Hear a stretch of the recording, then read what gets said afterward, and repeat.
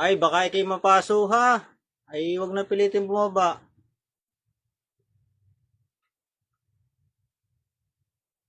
Abutan na lang kita ng isda. Yan ka na.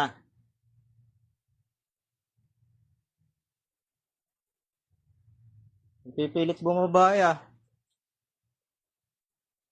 So, mahirap naman ho at magdadalwa na magtatatlo na po sa atin eh.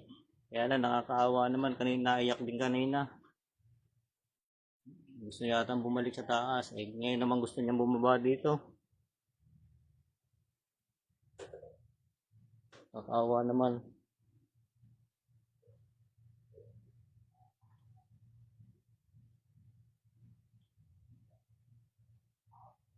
Sa balik na lang ikaw sa bubong.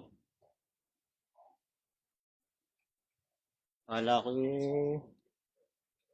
si Rupi ang nangiyaw. Ito palang kanyang kapatid sa bubong. Sige, wag nang pilitin bumaba at may ano dito, may niluluto.